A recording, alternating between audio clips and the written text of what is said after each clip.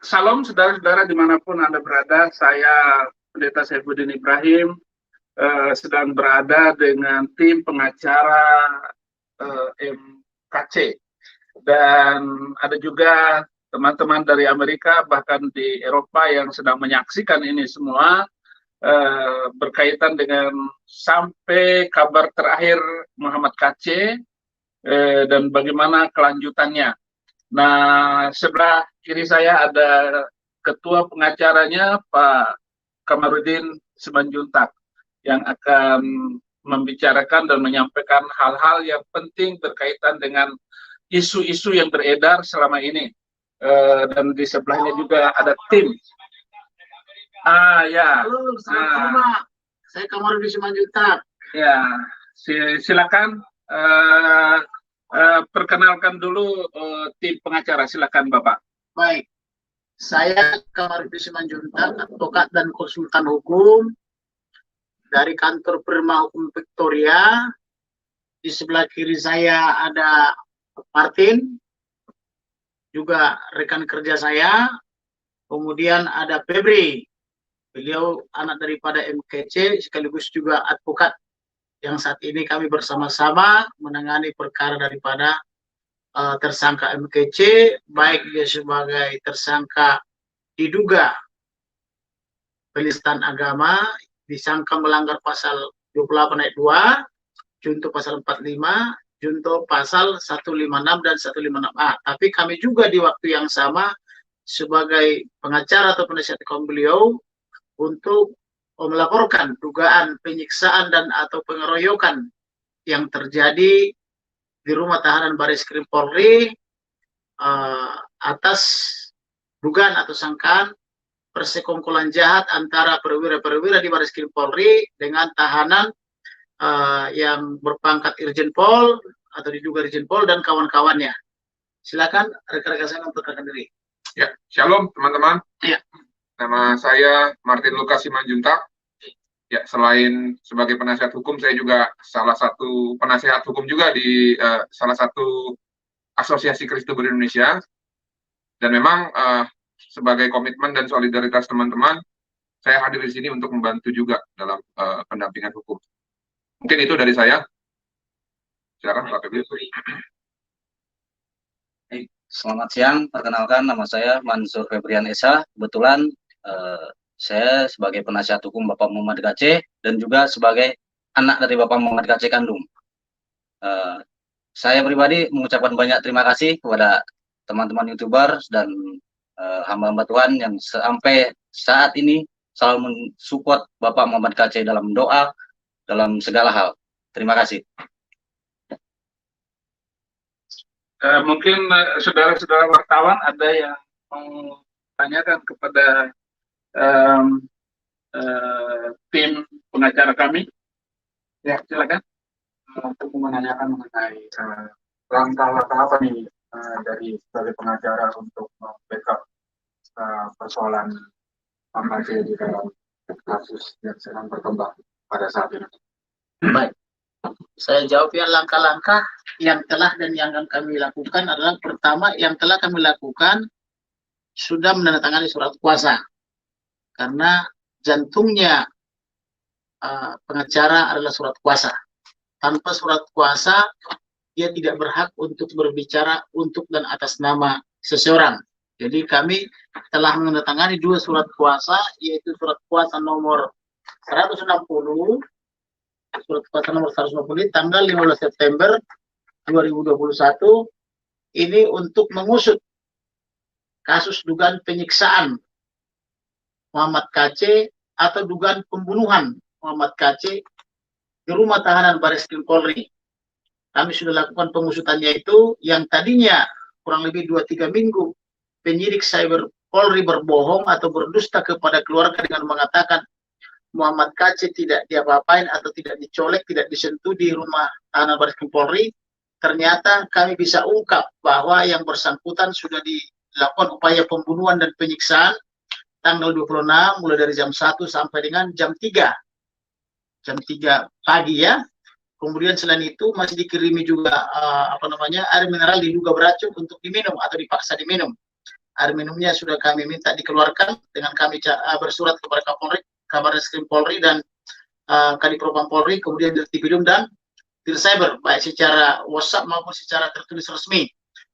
Kemudian kami juga sudah mengungkap bahwa sebenarnya pada tanggal 26 yang bersangkutan klien kami MKC sudah dibawa ke SPKT bikin laporan, walaupun tanda bukti laporannya tidak diberikan kepada klien kami, tetapi disembunyikan oleh SPKT, disembunyikan juga oleh penyidik cyber Polri dengan cara tidak diberitahu kepada klien kami ataupun kepada para kuasa hukum yang dulu mengaku sebagai kuasa hukumnya Pak KC.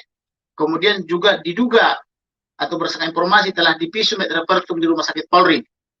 Kemudian kami juga sudah mengusut kasus tersebut ke Dirtipidum lantai 4 Barreskrim Polri dan sudah bertemu dengan seorang inspektur 1 yang menangani perkara itu, tetapi sesungguhnya ketika kami temukan yang bersangkutan belum memulai pekerjaan, tetapi setelah kami ke sana yang bersangkutan baru akan memulai pekerjaan sore itu karena kami telah temukan laporan polisinya dan telah kami temukan berkasnya. Kemudian kami juga sudah mengusut ke lantai 9 ruang CCTV, di mana seharusnya segala sesuatu yang terjadi di ruang basement 1, yaitu ruang tahanan Barreskrim Polri, harus terlihat atau terekam di ruang CCTV itu. Artinya, mohon maaf, tikus atau lalar saja lewat itu terekam. Jadi tidak mungkin terjadi penyiksaan dan atau percobaan pembunuhan tanpa diketahui oleh perwira-perwira Mabes Polri. Yang kemudian ketika klien kami disiksa atau dilakukan percobaan pembunuhan, tidak ada petugas rutan yang menolong. Mereka membiarkan saja kurang lebih 3 jam, sehingga ketika disiksa dan sudah pingsan dilumuri dengan tinja atau feses, semua terjadi begitu saja tanpa ada yang mencegah. Kemudian selain itu kami juga telah menandatangani surat kuasa nomor 161. Surat kuasa nomor 161 ini aslinya sudah ada di dalam penyidik cyber Polri. Kemudian kami diberikan kopinya tanggal 16 September 2001 dan ini ada cap daripada penyidik atas nama Ibtu Sandi, kemudian dicap oleh Barreskrim Polri. Artinya mereka telah menerima surat kuasa kami, maka segala tindakan yang berhubungan dengan klien kami maka seharusnya kami tahu. Kemudian kami telah bersurat sebanyak 6 kali kepada Dircyber Polri, kepada Kabarreskrim, kepada Dirtipidum, dan juga kepada Kabid Propam, termasuk ke Kapolri. Surat kami itu pada pokoknya adalah permohonan visum et repertum untuk tersangka Muhammad Kosman alias MKC, yaitu kami lakukan dan sudah ada tanda terimanya. Ada di sini supaya yang bersangkutan divisum. Nah, kemudian kami juga sudah memohon juga kepada Dircyber Polri, yaitu memohon pengembalian ATM atas nama tersangka Muhammad KC supaya diberikan kepada keluarganya sehingga keluarganya bisa bertahan hidup karena tersangka sebagai pencari nafkah, sedangkan dia masih memiliki istri yang menjadi kewajibannya, dia juga perlu hidup. Nah, saat ini sedang melakukan pinjaman untuk biaya ongkosnya maupun beli pakaiannya, sedangkan dia sekarang bertahan di Jakarta, maka dia perlu uang. Oleh karena itu kami mohon supaya ATM dia dikembalikan kepada keluarga supaya keluarganya bisa bertahan hidup di Jakarta karena dia kan datang dari Bali. Kemudian selain itu kami juga sudah berkirim surat juga kepada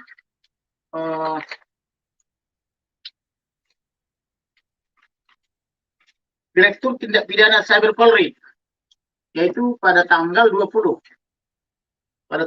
September 2021 tanggal 20 September 2021 pada pokoknya memohon keterangan atas penyiksaan tersangka Haji Muhammad Kosman alias MKC atau atas dugaan pembunuhan di rutan Barreskrim Polri. Kemudian permintaan visum et repertum, CT scan, MRI, X-ray, kemudian pemeriksaan ahli forensik dan psikis serta ahli psikiater dan ahli psikolog forensik atas diri tersangka Haji Muhammad Kosman alias MKC. Karena kenapa? Karena klien kami ini selain dilakukan dugaan percobaan pembunuhan, kemudian itu disiksa, tapi yang bersangkutan itu juga diminta keterangan tanpa didampingi penasihat hukum oleh penyidik cyber Polri, sehingga semua keterangan yang didapat oleh Direktur Cyber Polri itu adalah cacat hukum karena orang yang sedang disiksa, sedang mengalami kesakitan, tetapi tetap diminta keterangan tanpa diberitahu kepada keluarganya, tanpa dibawa berobat. Jadi apa namanya, klien kami sudah bermohon-mohon supaya yang bersangkutan diperiksakan ke dokter karena dia punya penyakit komorbid gitu, yaitu ada sakit gula. Tetapi begitu kejamnya penyidik perwira Mabes Polri tidak mau membawa ke rumah sakit untuk diperiksa gulanya, tetapi ternyata diisukan bahwa yang bersangkutan kena COVID atau kena apa namanya itu virus COVID, sehingga yang bersangkutan dikatakan harus isolasi mandiri 2-3 minggu. Tetapi kenapa yang bersangkutan diisukan COVID? Ternyata dapat kami ungkap bahwa tersangka Muhammad Kece ini selama 2-3 minggu dijejali obat penahan rasa sakit sekaligus obat mengobati apa namanya bekas-bekas penyiksaan itu, supaya ketika diperhadapkan dengan keluarga harapan mereka sudah tidak terlihat lagi. Tetapi berkat investigasi kita dan berkat izin daripada Tuhan Yang Maha Kuasa, akhirnya terungkap semua kebohongan itu. Dan pasca terungkap, sekarang perwira Mabes Polri berlomba-lomba bikin rilis bahwa ternyata klien kami telah disiksa atau dianiaya oleh katanya sesama tahanan, kan begitu. Sementara sebelumnya mereka semua tutup mulut dengan mengatakan tidak terjadi apa-apa, tidak dicolek, bahkan kunci daripada sel daripada MKC itu ada di tangan penyidik dan tidak ada duplikasi. Itu sebelumnya dikembangkan selama 2-3 minggu. Akibatnya adalah bahwa pengacara-pengacara sebelumnya yang dikoordinir oleh Bapak Yusuf Manugulu semua mengatakan MKC baik-baik saja. Jadi mereka bikin rilis di berbagai berita, MKC tidak apa-apa, MKC baik-baik saja. Dan informasi itu ternyata diperoleh dari penyidik. Nah, setelah kami ungkap bahwa ternyata tidak seperti itu, nah maka sekarang penyidik dan apa namanya itu perwira-perwira Bareskrim Polri siakan berlomba-lomba membuat rilis bahwa ternyata terjadi penganiayaan di rumah tahanan Polri. Kemudian kami juga sudah mengirim surat ke Kabareskrim Polri tanggal 20 September minta penjelasan mengapa Polri sebagai pelindung, pengayom dan pelayan masyarakat yang harus melindungi warga negara dari Sabang sampai Merauke dan Kepulauan Nias sampai Rote, tetapi bisa di rumah sendiri terjadi kejahatan sekeji ini, yaitu berupa penyiksaan tanpa apa namanya diberitahu kepada keluarga. Nah, bagaimana cara Polri melindungi warga negara Indonesia dari Sabang sampai Merauke, dari Pulau Miangas sampai Rote, kalau di rumahnya sendiri terjadi kejahatan sebesar ini, yaitu penyiksaan, di mana Indonesia telah meratifikasi undang-undang anti penyiksaan, dan Indonesia sudah meratifikasi undang-undang tentang HAM nomor 39 tahun 1999, tetapi di kantor polisi, di kantor penegak hukum terjadi penyiksaan dengan cara sistematis, dengan cara dibiarkan walaupun ada rekamannya dalam bentuk CCTV. Kemudian kami juga meminta penjelasan daripada Dirtipidum Bareskrim Polri. Kenapa kami minta penjelasan kepada Dirtipidum Bareskrim Polri ini? Karena ada upaya menutupi kejadian ini dengan cara SPKT Bareskrim Polri dilarang memberikan surat tanda bukti lapor, dilarang memberitahu nomor bukti laporan tanggal 26 Agustus 2021, juga dilarang memberitahu visumnya. Tetapi berkat pertolongan Tuhan kami bisa investigasi dan ketahuan ternyata sudah divisum dan ternyata sudah ada nomor laporan polisi, dan ternyata ketika kami bertemu dengan penyidiknya di tempat yang kebetulan juga teman atau saya kenal, ketika dia habis sembahyang langsung tanya bagaimana perkembangannya, sehingga karena saya langsung tanya bagaimana perkembangannya, tidak menanyakan lagi nomor bukti laporan polisi, tanpa sadar dia sebutkan mengalir begitu saja bahwa dia akan memulai penyidikan sore itu setelah saya temui. Dan apa namanya, dengan suasana santai saya bilang, saya lupa nomor laporan polisi, tolong dong diberikan kopinya. Maka dia tidak berikan kopinya tapi dieja. Ketika saya minta SP2HP, yang bersangkutan belum berani memberikan kepada saya dengan alasan masih belum minta izin daripada atasannya, padahal SP2HP itu adalah hak daripada tersangka atau daripada penasihat hukumnya. Kemudian selain itu kami juga sudah berkirim surat kepada Bapak Jenderal Polisi Listio Sigit Prabowo. Saya sudah kirim surat ke sana meminta penjelasan daripada Kapolri. Kenapa sepertinya di Polri itu ada dualisme kepemimpinan. Satu kepemimpinan daripada Bapak Jenderal Polisi Listio Sigit Prabowo, satu kepemimpinan apa namanya Irjen Pol NB di dalam tahanan seolah-olah dia polisi agama. Saya mempertanyakan dasar dari mana dia menjadi polisi agama sehingga berhak melakukan pemeriksaan atau projustisia kepada sesama tahanan. Saya mau menanyakan kewenangan dari mana Irjen Pol NB ini memperoleh hak sebagai polisi agama sehingga apa namanya melakukan pemeriksaan dan penyiksaan dalam tahanan. Kemudian langkah-langkah selanjutnya adalah bahwa hari ini saya akan meminta keterangan daripada Presiden Indonesia, karena itu diatur dalam pasal 17 Undang-Undang Advokat 18 tentang advokat. Apa keterangan daripada Presiden Jokowi tentang peristiwa ini. Mengapa Presiden sebagai kepala negara, yang sekaligus juga sebagai kepala negara dan presiden belum memberikan pernyataan apa-apa tentang ini. Ini kan peristiwa sangat besar, terjadi penyiksaan di dalam Baris Krim Polri.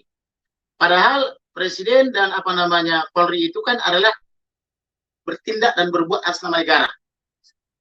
Karena dia adalah representasi daripada negara, maka dia harus berbicara jujur kepada kita sebagai warga negara. Karena mereka telah menikmati hak-hak mereka dari pajak kita. Maka mereka sebagai pengurus negara, mereka wajib jujur dan berterus terang kepada kita sebagai warga negara yang membayar hidup mereka dan gaji-gaji mereka.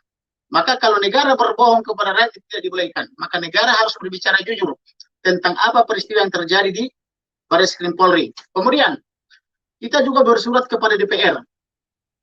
Karena DPR itu Dewan Perwakilan Rakyat. Wakil rakyat harus tahu yang terjadi tentang apa yang dialami oleh rakyat. Khususnya karena ada Komisi 3 yang membidangi hukum dan pemerintahan, maka Komisi 3 harus melakukan audiensi dengan kami. Melakukan rapat dengar pendapat supaya permasalahan ini terang. Apakah ini persetujuan DPR ada polisi agama di sana, apa tidak? Apakah ada anggaran dari DPR untuk membiayai polisi agama? Kita harus tahu. Dan kemudian akpol dari mana nih lulusan ini polisi agama ini? Apakah ada akpol yang khusus mencetak polisi agama sehingga sudah berpangkat Irjen Pol? Kita harus tahu supaya terungkap semua. Kemudian juga kami juga bersurat kepada MPR. Majelis Permusyawaratan Rakyat juga harus tahu bahwa telah terjadi pelanggaran konstitusi yang sangat hebat. Apa yang harus dilakukan oleh MPR? Apakah ini pelanggaran ini diketahui atau tidak diketahui? Harus transparan juga. Selain itu juga kami juga akan bersurat kepada Komnas HAM. Karena ini kejahatan yang luar biasa menyangkut HAM, maka Komnas HAM harus bertindak.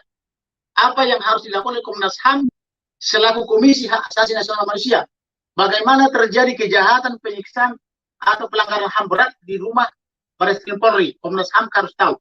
Kemudian kami juga bersurat kepada LPSK, Lembaga Perlindungan Saksi dan Korban. Bagaimana sikap Ketua Komisi LPSK atau Ketua Lembaga Perlindungan Saksi dan Korban terhadap kasus seperti ini?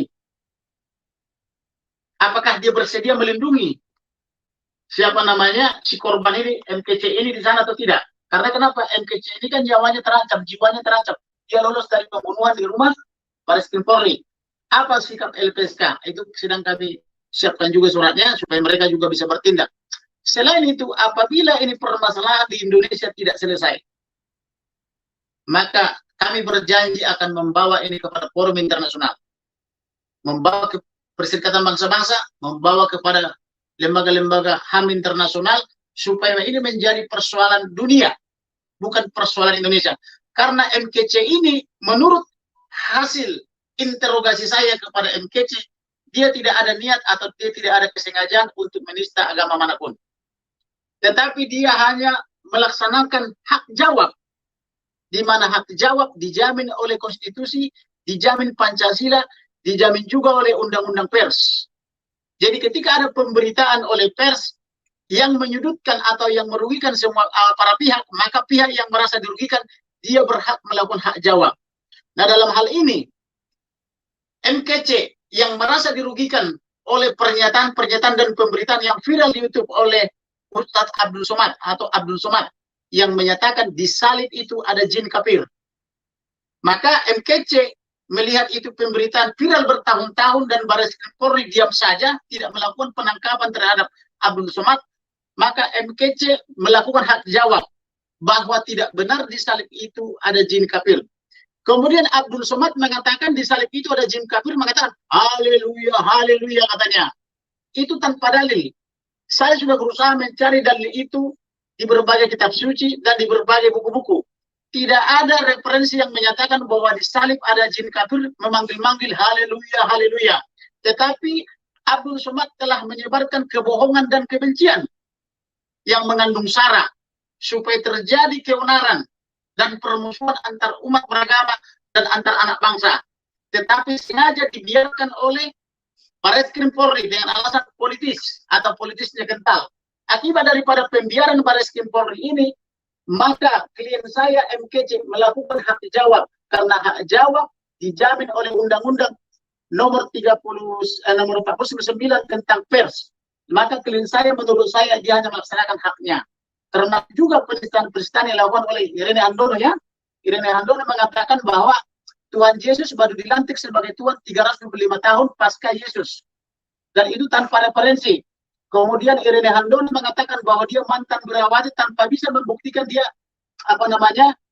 birawati dari mana. Bahkan dia mengaku lulus tahun 75 dari suatu sekolah yang baru berdiri tahun 1980. Tetapi apa yang terjadi? Bareskrim Polri tidak menangkap mereka. Artinya Bareskrim Polri menganggap itu adalah suatu dakwah, tapi kalau dijawab itu suatu penistaan. Ini standar ganda. Secara hukum tidak dibenarkan. Kemudian selain itu ada lagi namanya Yahya Waloni. Yahya Waloni mengatakan bahwa Babel Kristen itu adalah palsu, rusak dan sebagainya, dan mengatakan Tuhannya Kristen Roh Kudus adalah Roh Kudus. Tapi oleh Bareskrim Polri sengaja dibiarkan itu viral terus, tidak diturunkan hingga ketika klien saya tersangka MPC ditangkap, maka supaya kesannya 1 berbanding 1, maka ditangkaplah Yahya Waloni. Jadi seperti ini politik, ibarat ini satu-satu kan begitu. Nah ini yang tidak kita mau. Kemudian ada lagi namanya Nandar, ada lagi nama Kainama, ada lagi yang namanya Menasim Ali. Menasim Ali lebih kejam lagi kepada Kristen dan Katolik, mengatakan bahwa Yesus Kristus lahir dari perzinahan.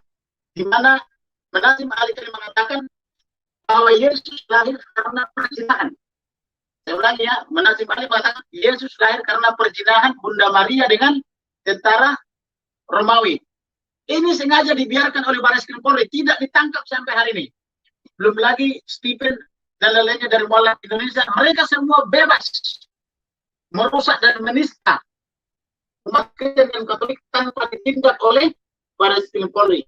Maka menurut saya tindakan Muhammad Kece tidak ada niat untuk menista agama apapun, tetapi dia hanya menggunakan haknya untuk menjawab bahwa tidak benar di salib itu ada jin kafir. Jadi oleh karena itu, kalau Bareskrim Polri menganggap itu satu penistaan, maka tangkap dulu dong apinya. Apinya adalah Abdul Somad, sedangkan asapnya adalah Muhammad Kece. Artinya Muhammad Kece melakukan hak jawab atas kejahatan atau dugaan kejahatan yang dilakukan oleh Abdul Somad. Oleh karena itu, supaya bangsa ini tetap utuh, supaya bangsa ini tetap menghormati hukum sebagai panglima, maka Bareskrim Polri saya himbau supaya bertindak adil, jujur dan berterus terang. Sehingga setiap orang yang diduga melakukan kejahatan hukum harus ditindak. Jangan dipilih-pilih. Jangan dipilih-pilih tersangkanya berdasarkan suku, agama, ras, dan antar golongan. Itulah yang bisa saya sampaikan. Kalau ada dari rekan-rekan kerja saya, silakan disampaikan. Terima kasih. Saya mungkin mau nambahin sedikit saja mengenai kronologi singkat ya. Di awal pada saat Pak Kece tiba di Jakarta tanggal 25, saya dan salah satu rekan pada saat itu dari tim kuasa hukum yang lama bertemu dengan salah satu penyidik di malam hari yang akhirnya kita sepakati bahwa di siang hari tanggal 26 jam 12 kita akan dipertemukan dengan Bapak Kece. Lalu pada saat tanggal 26 siang ketika kita sudah sampai di ruang siber Mabes Polri, di sana kami sudah dilakukan swab antigen untuk persiapan agar bisa menemui tahanan yang dalam hal ini adalah Pak Kece. Setelah dilakukan swab antigen, dengan harapan bahwa kami akan segera bertemu dengan Pak Kece, ternyata sampai jam 6 sore kami juga tak kunjung diberikan akses ataupun dipertemukan dengan Bapak Kece. Di sini akhirnya kami dan tim itu mempertanyakan sebenarnya ada apa? Kok bisa di malam harinya dibuat appointment dan dibuat rencana untuk pertemuan tiba-tiba batal sepihak karena ada informasi bahwa tahanan itu harus dilakukan isoman. Pertama dibilang 7 hari, lalu berubah lagi 14 hari. Nah, di sini saya berpikir bahwa ada kejanggalan. Namun pada saat itu, karena ada kepastian dan jaminan bahwa Bapak itu keadaannya sehat dan tidak ada sesuatu hal yang buruk yang terjadi kepada beliau, akhirnya dari informasi inilah yang kami sampaikan kepada teman-teman, agar teman-teman percaya bahwa tidak mungkinlah hal-hal yang buruk seperti itu bisa terjadi di salah satu markas besar kepolisian kita. Tentunya ini juga yang akhirnya membuat kita kecewa. Bagaimana bisa suatu jaminan dari suatu institusi yang mewakili negara ternyata tidak bisa dipegang omongannya. Oleh karena itu saya pikir ini perlu di garis bawahi ya. Karena kemarin di salah satu media itu salah satu pejabat dari kepolisian mengakui ada kelalaian. Dan beberapa teman-teman ataupun umat Kristen ataupun masyarakat umum ada yang mempunyai persepsi berbeda bahwa ini adalah pembiaran. Namun nanti kita tentukan saja, kita tunggu saja bagaimana hasil-hasil dari penyidikan dan penyelidikan untuk mengetahui apa sebenarnya yang terjadi pada saat malam itu gitu loh. Mungkin itu dari saya, Bu. Bisa dari rekan saya. Baik, mungkin saya izin menambahkan terkait rekan saya yang terjelaskan. Tanggal 9 September saya pertama kali bertemu dengan Bapak Muhammad KC. Di situ saya sudah berulang kali memohon kepada penyidik untuk bisa bertemu. Mereka menjamin, "Dek, bapakmu baik-baik saja," katanya. Abang jamin, demi Tuhan, abang tidak sentuh sedikit pun. Tapi nyatanya, dengan terbuka seperti ini, ada kebohongan yang mereka tutupi.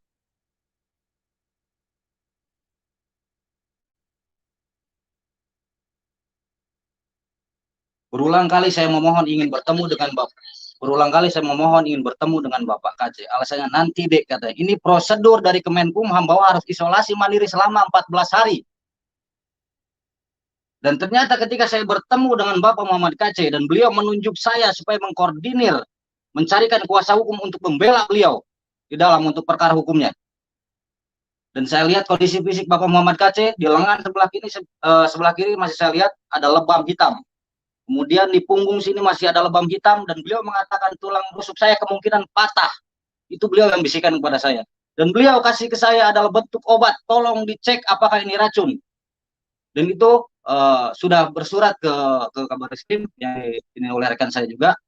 Mudah-mudahan ada ketransparansi dan keterbukaan dari pihak Kabar Reskrim untuk mengusut tuntas tindakan-tindakan yang di luar koridor hukum. Karena polisi bertindak berdasarkan undang-undang dan berdasarkan kode etik. Dan kami mohon kepada Bapak Insinyur Joko Widodo selaku Presiden, tolong diusut tuntas. Jangan dibiarkan tindakan kesewenang-wenangan ini terjadi. Dan saya juga memohon kepada Kompolnas, kepada LPSK, dan juga kepada Komnas HAM, supaya ikut andil mengawal perkara Pak KC. Karena patut digarisbawahi bahwa Pak KC masih disangkakan melakukan penistaan agama. Karena apa? Ini belum berkekuatan hukum tetap dan masih dalam proses penyidikan.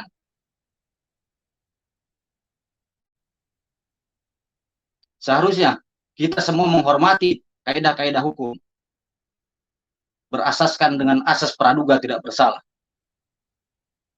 Dan seharusnya penegakan hukum itu harus secara equal. Equality before the law. Dan itu semua sama di muka hukum. Mau dia mengatakan dia sebagai irjen atau siapapun ketika melakukan tindak pidana, tolong diusut tuntas dan ditindak seadil-adilnya. Dan kepada abang saya, tadi saya sempat melihat di siaran Kompas mengatakan, harusnya Pak KC berterima kasih karena telah diperlakukan seperti itu oleh seorang irjen. Karena itu bentuk kekesalan. Saya garis bawahi, Bang. Apakah abang mendukung terkait kekerasan yang terjadi? Sedangkan Indonesia sudah meratifikasi Undang-Undang HAM. Jadi saya mohon, ketika penegakan hukum sedang berjalan, jangan sampai ada statement-statement yang merugikan atau mencari sensasi di luar sana karena persoalan politik. Selama 2 minggu kami dari pihak keluarga dan saya juga sebagai kuasa hukum sudah dininabobokan dengan alasan isolasi mandiri. Dan satu pertanyaan saya, ketika misalnya Bapak Muhammad KC mati di dalam tahanan, apakah kalian akan mengatakan Pak KC kena COVID? Tolong kepada Bapak Kapolri, diusut setuntas-tuntasnya kepada Bapak Kabar Reskrim. Tolong jangan ada keberpihakan. Dan kepada abang-abang penyidik yang sudah membohongi saya berminggu-minggu, tuntaskanlah tugas kalian sesuai koridor hukum dan berdasarkan kode etik. Jangan karena Anda takut melihat bintang ataupun apapun. Karena nasib bangsa ini ketika penanganan hukum ada di tangan-tangan kalian.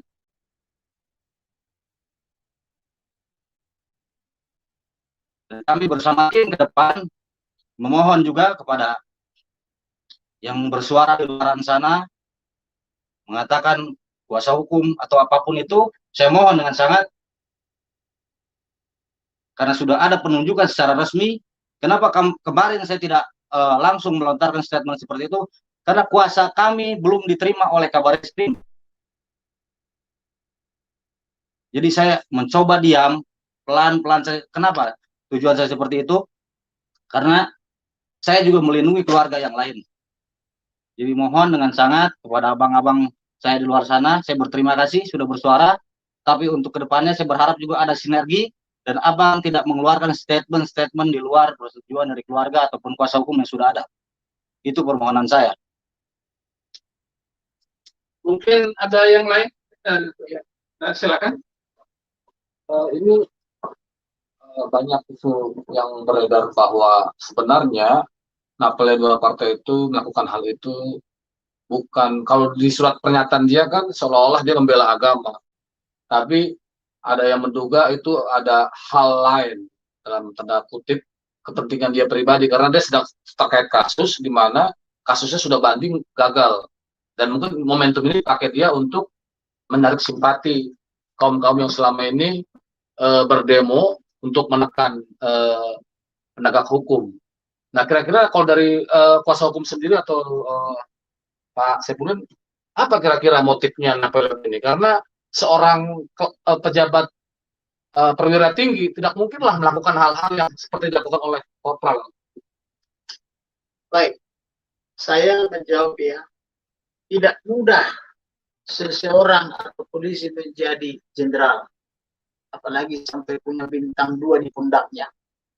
Dia sudah melalui banyak pendidikan dan banyak karir sehingga bisa sampai di situ. Jadi ini adalah aneh apabila ada seorang oknum jenderal penegak hukum tetapi tidak menghargai hukum. Maka sewajarnya lah seorang polisi yang sudah berpangkat jenderal patuh kepada hukum. Yang pertama. Yang kedua, kalau yang bersangkutan mengatasnamakan karena kecewa atau sakit hati karena ada orang diduga menista agama, tadi sudah saya jawab bagaimana sikap mereka terhadap Abdul Somad yang terus-menerus bikin YouTube menghina umat yang lain dari agama yang lain, mengatasnamakan ceramah, kemudian dia mengkafir-kafirkan orang lain dan menyatakan di salib itu ada jin kafir. Apakah Irjen Pol yang bersangkutan itu bisa merasakan apa yang dirasakan oleh kaum Nasrani dan Katolik?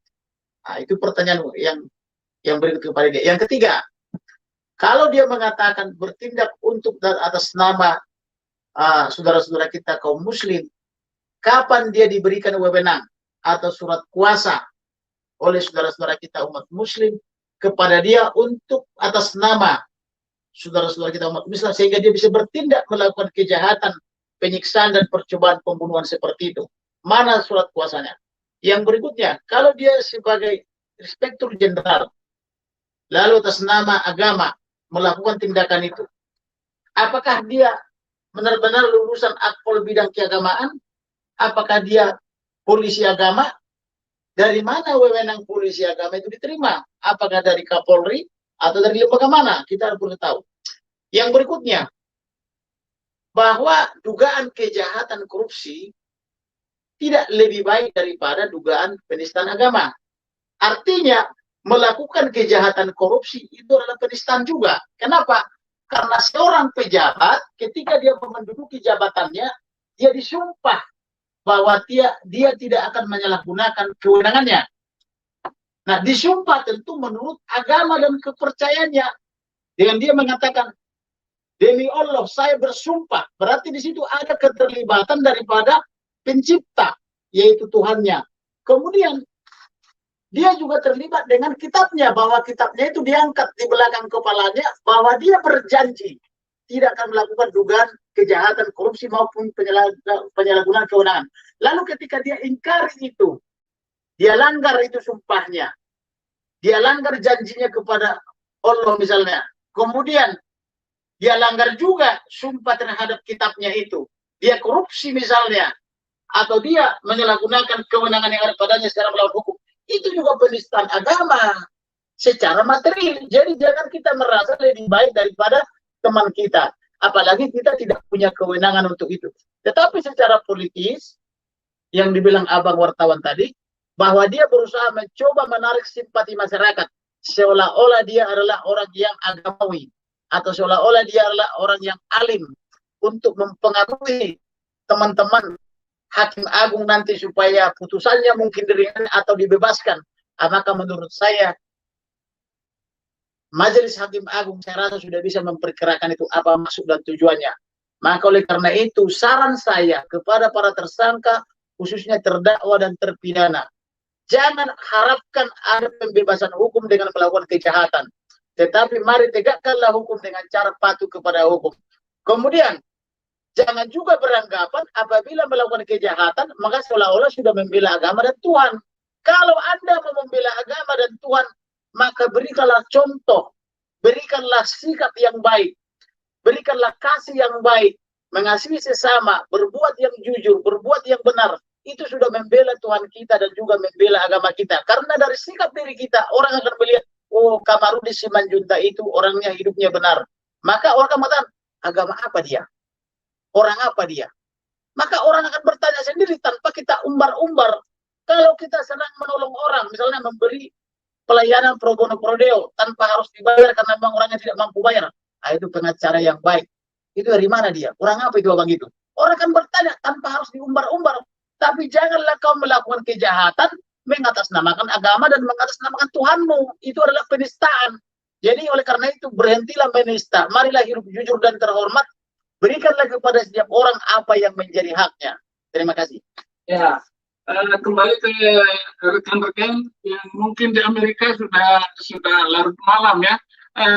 Pastor Tony Bastaman mungkin bertanya kepada, silakan kepada pengacara. Ya, bisa dengar saya, Pak? Dengar, bisa Bapak, bisa.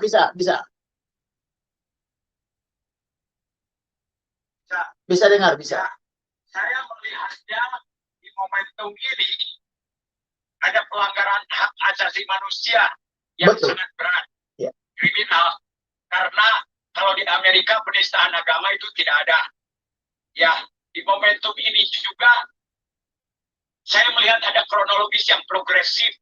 Ya, dari dulu kasusnya Dr. Suradi, lantas Yusuf Roni, lantas ada Pak Arfa, Mano Arfa, lantas ada juga Saifuddin Ibrahim, dan ini adalah Muhammad Kece. Saya melihatnya ini progresif ya, tetapi saya sangat kurang percaya.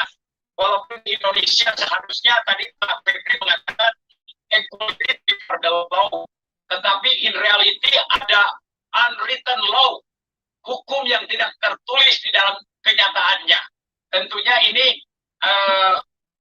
itu yang akan tanpa menunggu Pak Komarudin dan tim mengadu ke PBB pun, kami pun akan bergerak di sini.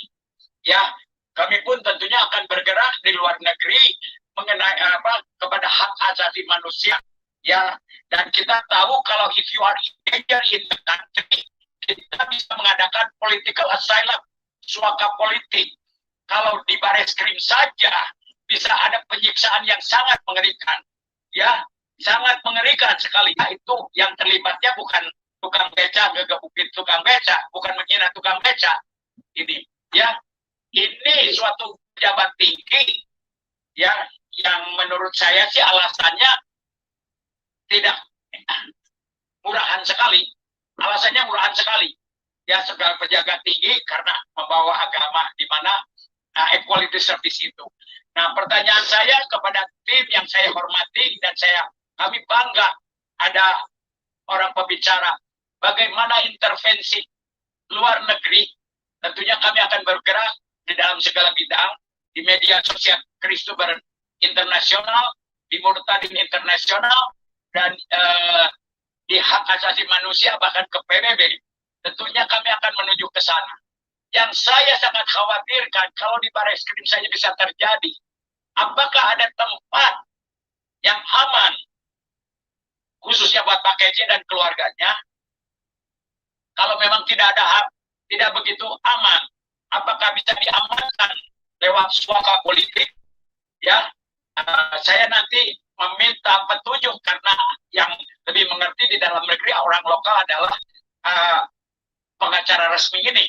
Ya, yang nggak resmi saya nggak mau dengerin. Yang resmi ini yang saya mau dengerin. Ya, dengan arti kata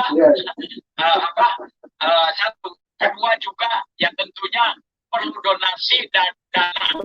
Ya, saya bukan berbicara percaya dengan API atau yang lain, tapi kalau sistemnya transparansi, ya orang luar negeri itu tidak percaya. Kasus tsunami aja dana tidak dikasih ke pemerintah, dikasihnya ke orang-orang Kristen untuk karena biasanya suka nggak nyampe. Nah, kan sistemnya kalau memang ABI berani transparansi, siapapun juga, Saifuddin Ibrahim, apa siapapun juga, kalau sudah transparansi, dana itu gampang mengeceknya. Ya tentunya juga hamba Tuhan pengacara juga harus dikasih makan juga kalau ada uangnya, gitu ya. Kita sudah tapi poin ini saya mau bicara apa yang bisa kita intervensi dari luar negeri, entah itu dari Amnesty International Amnesty, karena di internet. Satu lagi poin kedua yang saya hormati pengacara, ya ini kan kasusnya HAM, ya kasusnya HAM. Sekarang saya dengar di Indonesia ada kasus Munir sedang dimunculkan, kasus 2019 sedang dimunculkan. Kenapa kasus 1098 Mei tidak dimunculkan? Sudah ratusan lebih orang Tionghoa, orang Kristen diperkosa, dibakar, bahkan sudah ada di koran resmi Kompas. Yang Munir yang satu orang meninggal dimunculkan walaupun dia punya rahasia. Ya, kasus 19 yang saya tahu, yang saya dengar cuma 10 orang. Kenapa kasus ini tidak dimunculkan lagi di era di mana yang saya juga melihat ada progresif di rezim ini, ya, ada progresif dibandingkan rezim-rezim sebelumnya. Kenapa tidak dimunculkan? Itu kan satu paket, ya. Kita tahu dari berapa ribu gereja pernah dibakar di Indonesia, berapa pendeta yang pernah dibunuh, ya. Itu hanya gemercing saja, tetapi tidak ada hasilnya. Saya rasa ini satu paket, dan bagaimana saya meminta advis kepada yang saya hormati Pak Komarudin Sitompul.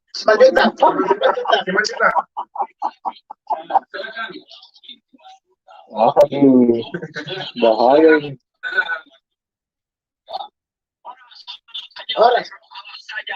Orang.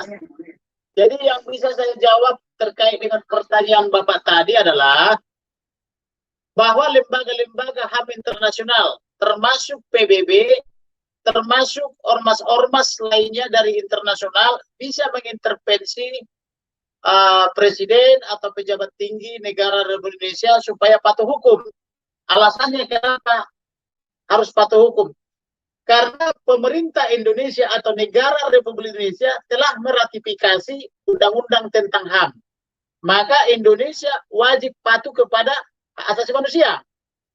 Yang kedua, Indonesia telah meratifikasi juga undang-undang tentang larangan penyiksaan. Tetapi ini terjadi penyiksaan dan percobaan pembunuhan justru di rumah Bareskrim Polri. Oleh karena itu harus ada yang bertanggung jawab, pejabat negara atas nama negara Republik Indonesia, supaya tidak terulang terus-menerus di kemudian hari. Saya sebagai bakal calon pemimpin negara ini keberatan apabila terus dicemarkan Bareskrim Polri dan institusi Polri itu. Karena saya sebagai bakal calon pemimpin di masa depan untuk negara ini, saya mau citra negara ini baik di mata internasional, supaya orang berlomba-lomba investasi ke Indonesia. Saya mau citra penegakan hukum di Indonesia ini harus bagus. Supaya kenapa? Supaya orang asing, khususnya dari negara-negara maju, percaya untuk berinvestasi di Indonesia. Oleh karena itu, terima kasih kepada teman-teman di luar negeri apabila ada lembaga-lembaga HAM internasional atau ormas-ormas internasional, khususnya negara-negara beradab, yang mau turut campur atas masalah ini. Kemudian ke depan, political will kita adalah tidak boleh lagi mencantumkan KTP beragama tertentu atau agama harus dihapuskan dari KTP, karena agama ini sering dipolitisir di Indonesia untuk tujuan-tujuan politik dan termasuk untuk tujuan jahat, termasuk untuk melegitimasi kejahatan.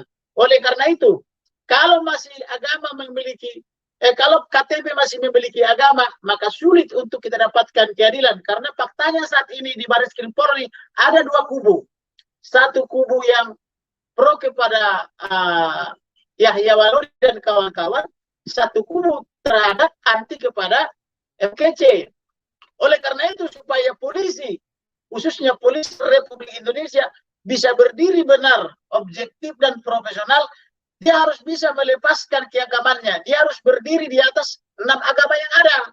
Tapi kalau ketika dia bertindak masih melihat KTP-nya agama apa, maka dipastikan dia akan subjektif. Dia tidak akan bisa bertindak objektif. Nah, kemudian mengenai suaka, memang ada baiknya karena MKC ini menjadi target akibat perbuatan daripada Irjen Pol LB, seolah-olah dilegitimasi apabila dibunuh atau ditiadakan MKC ini. Sebaiknya memang MKC ini dilindungi oleh negara-negara barat dan negara-negara superpower seperti Amerika, Prancis, Inggris, apapun Jerman misalnya, supaya jiwa dan keselamatannya terjamin. Karena kenapa? Bagaimana mungkin Polri bisa menjamin warga Indonesia, sedangkan rumahnya sendiri tidak terjamin. Padahal di rumahnya itu kita lengkapi CCTV yang sangat canggih, pengawal 24 jam. Tetapi mereka bekerja sama untuk untuk menyiksa dan mencoba membunuh MKC ini. Oleh karena itu, untuk saat ini, untuk sementara, kita tidak percaya kepada institusi Polri apabila orang-orangnya belum diganti. Oleh karena itu, harapan kami, khusus penyidik di cyber ini yang selama 2-3 minggu ini berbohong, harus diganti semua dan diberikan penyidik yang profesional yang bisa lepas daripada identitas KTP agamanya. Terima kasih. Ya. Saya minta mungkin ada yang lain, ada lagi pertanyaan singkat, silakan. Ada ini, Ya. Automo Lukman ini Ya. dari Los Angeles, mungkin ada sesuatu, dia juga pernah mengangkat ke PBB masalah kasus 98, tapi di era itu tidak ada banyak ini. Silakan dari Los Angeles, dibuka mikrofonnya. Ya. Selamat siang ya. Selamat siang, Bapak. Bapak semua, Pak Saifuddin dan juga tim pengacara. Terima kasih bisa ngikutin ini, dan saya punya pengalaman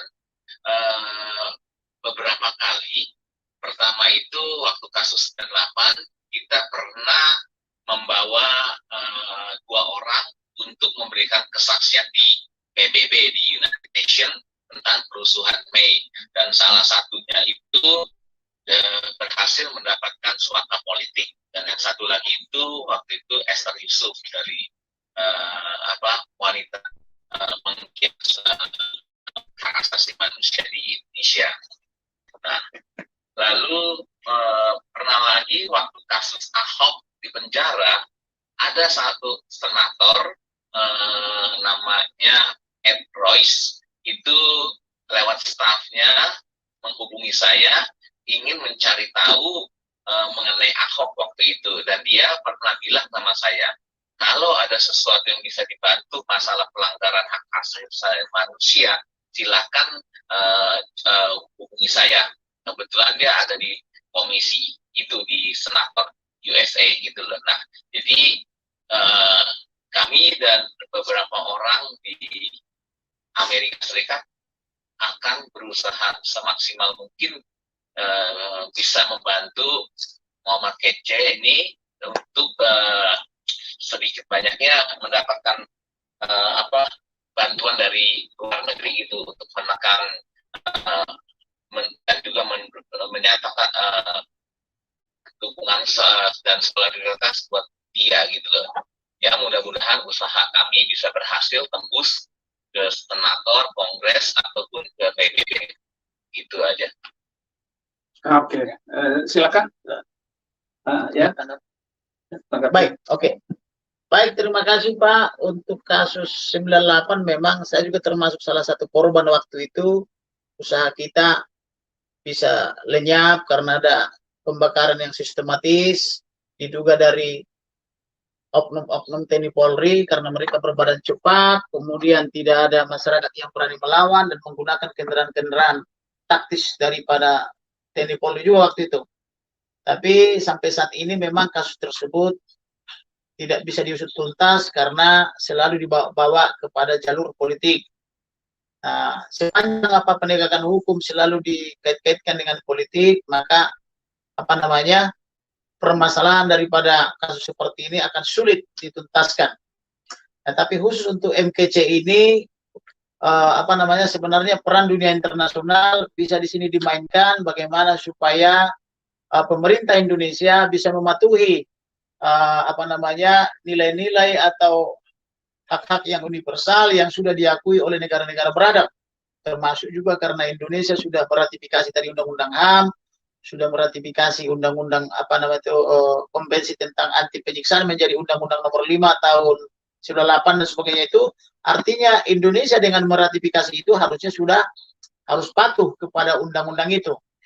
Nah, kemudian karena tadi seperti saya bilang tadi, karena terjadi dugaan pembunuhan, penyiksaan dan rencana meracun daripada FKC ini, padahal dia hanya menggunakan hak jawabnya, maka disinilah peran dan fungsi internasional khususnya negara-negara beradab untuk memainkan perannya supaya pemerintah negara Indonesia mau ke depan atau punya political will untuk memperbaiki keadaan yang sudah buruk ini. Terima kasih.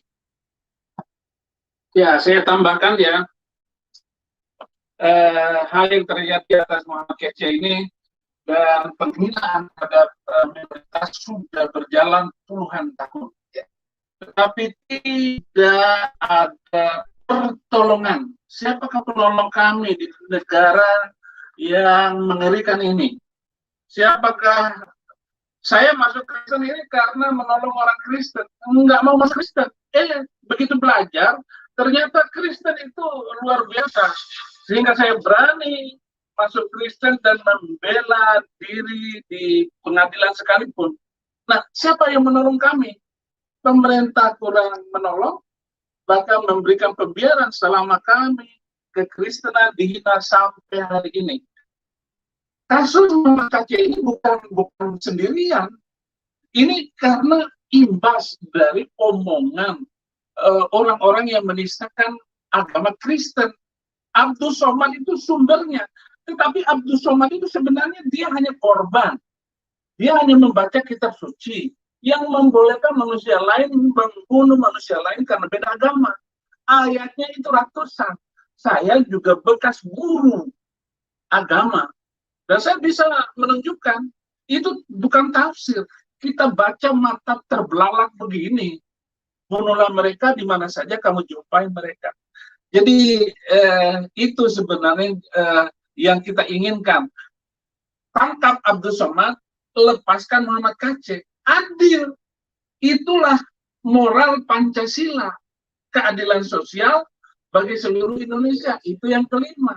Tetapi pasal yang kedua, sila yang kedua itu kemanusiaan yang adil dan beradab. Tetapi kalau ada orang yang menyiksa orang di dalam penjara, dalam tahanan yang sedang proses hukum, itu namanya kemanusiaan yang tidak adil dan biadab. Biadab itu namanya. Jadi mungkin dalam kesempatan ini saya minta saudara-saudara yang ada di Amerika, di Eropa, bahkan Australia yang sudah menghubungi kami berkali-kali, apa yang bisa Anda lakukan, yang terbaik menurut Anda lakukan itu. Jadi itu saja mungkin. Apa lagi? Ya, bagaimana garansinya selama persidangan ini? Ya, kita kan tidak mau apa yang terjadi, entah itu diracun di dalam atau bagaimana. Ya, kejadian lagi bagaimana mereka bisa garansi apakah bisa diamankan dulu, misalkan dibawa ke luar negeri dulu sampai nanti persidangannya atau bagaimana, yang kita akan bergerak dengan nanti itunya. Saya sih belum tenang, ya belum tenang. Ya kemarin puji Tuhan, mujizat masih bisa hidup, ya. Tapi kan traumanya sudah itu. Sedangkan di luar negeri itu, if you are in danger in this country, bisa mendapatkan suaka politik. Nah, itu yang pertanyaan saya. Apakah selama ini kejiwaannya, keselamatannya dijamin sama pemerintah? Apakah ada apa namanya, harus dijemput ke luar negeri atau bagaimana tuh supaya aman dulu nih? Masalahnya kan sidang bisa ini di momentum ini. Ya, saya jawab sementara dulu bahwa memang saya dan tim pengacara bahkan nggak bisa tidur dari kemarin sejak ini beritanya muncul penganiayaan Muhammad Kc, jangan-jangan dibunuh begitu. Tetapi untuk menjawab saya seringkan lagi jawaban kepada ketua pengacaranya. Jadi begini, kalau kita mau mengajukan suaka politik, kita harus tahu dulu negara mana yang bersedia memberikan perlindungan suaka politik. Misalnya, apakah Amerika, apakah Vatikan, apakah Jerman, Kanada, Perancis, atau Australia misalnya, kan harus ada dulu negaranya. Lalu untuk teknisnya kan kita ajukan permohonan. Nah, inilah fungsi daripada teman-teman yang ada di luar negeri, termasuk di Amerika, untuk membunyikan ini supaya ada yang tergerak suatu negara atau beberapa negara untuk memberikan perlindungan suaka politik. Kemudian mengenai jaminan, tidak ada jaminan di sini. Karena kalau kita bicara jaminan, hanya Tuhan yang bisa menjamin. Sedangkan polisi saja yang menyatakan pelindung, pengayom, dan pelayan masyarakat di rumahnya sendiri tidak terjamin, kan begitu. Jadi bagaimana bisa bicara tentang jaminan? Tetapi walaupun demikian, saya sebagai penasihat hukumnya berjanji bersama rekan-rekan akan mempertaruhkan segalanya untuk membela kasus daripada MKC ini supaya jujur dan transparan. Kemudian kepada teman-teman saya sebangsa dan setanah air, agar teman-teman di Sabang sampai Merauke berdoa dan jangan mudah terhasut. Kita adalah saudara sebangsa dan setanah air. Oleh karena itu, jangan percaya ini kasus penistaan apabila belum terbukti di pengadilan. Tapi hormatilah hukum itu dan jangan pula terprovokasi dengan tindakan Irjen Pol NB itu, karena itu hanyalah untuk sebagai tujuan politik kotor dia untuk merusak tatanan hukum yang ada di Indonesia. Saya percaya bahwa masyarakat Indonesia masih jauh lebih banyak yang hatinya baik, pikirannya dan benar. Tetapi mereka memilih diam. Oleh karena itu, kepada seluruh warga negara Indonesia yang baik dan benar, yang hatinya baik, yang pikirannya benar dan positif, mari bangkit berdiri, suarakan kebenaran itu, lawan kejahatan secara hukum, supaya negara kita ini bisa hidup baik dan benar ke depan. Saya percaya itu. Masih jauh lebih banyak yang hidupnya baik dan benar. Cuma mereka memilih diam atau silent. Terima kasih. Ya, saya sudah memenuhi janji saya kepada saudara-saudara semua bahwa saya akan live dan memberikan konferensi pers. Terima kasih saudara-saudara yang ada di Indonesia, yang saudara-saudara yang ada di luar negeri yang telah memberikan pertolongan dan memberi support semangat. Terima kasih. Pastor,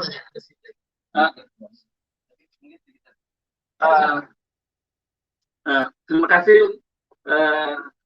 Biarlah Tuhan yang memberikan pertolongan seterusnya. Tuhan Yesus memberkati. Amin. Apa?